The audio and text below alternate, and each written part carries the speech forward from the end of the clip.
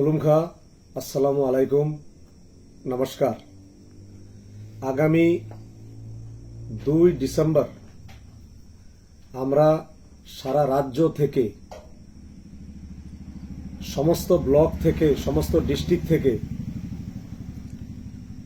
Sub divisions থেকে, ত্রিপুরা রাজ্যের আনাচে কানাচে সর্বত্র, এমনকি দেশের বিভিন্ন জায়গা থেকে ত্রিপুরা ওয়ারিয়র্সদেরকে আহ্বান জানাচ্ছি দিল্লি চলো দিল্লি ভরো এই অভিযানকে সফল করার জন্য।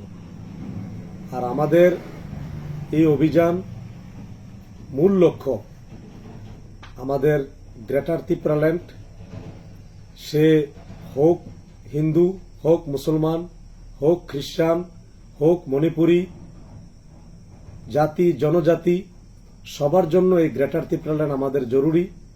আমি আপিল করছি ত্রিপুরা রাজ্যের আপামর জনসাধারণ যারা আমাদের এই ত্রিপুরা মথাকে সমর্থন করেন, আপনারা এই অভিযানকে সফল করুন। আর আমাদের বিনীতভাবে অনুরোধ থাকবে, বিশেষ করে আমাদের 20 বক্সনগর ব্লক অন্তর্গত যে সমস্ত ওয়ারিয়র্সরা আমরা যাওয়ার জন্য রেডি হয়েছি, তাদেরকে সুন্দরভাবে ডিসিপ্লিন মেনটেন করে আমাদের বক্সনগরের নাম যাতে সুনাম অর্জন করতে পারি, বক্সনগরের গরিমা যাতে মেনটেন করতে পারি। 20 বক্সনগর দিল্লি যাব, ওইখান থেকেও আমরা সুন্দরভাবে ফিরে আসব।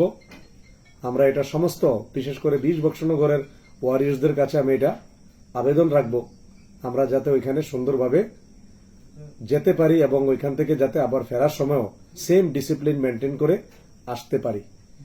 আর আমাদের সবচেয়ে বড় কথা, এই গ্রেটার ত্রিপুরাল্যান্ড, যেমন আমি আগে বলেছি, হিন্দু, মুসলমান, খ্রিস্টান, মণিপুরী, হিন্দুস্তানি, সমস্ত বর্গের লোকদেরকে নিয়েই এই গ্রেটার ত্রিপুরাল্যান্ডের মুভমেন্ট, যেখানে আমরা সবাই সুরক্ষিত, যেখানে আমরা সবাই সেফ, এখানে কারোর জন্য কোনো ডিসক্রিমিনেশন নয়।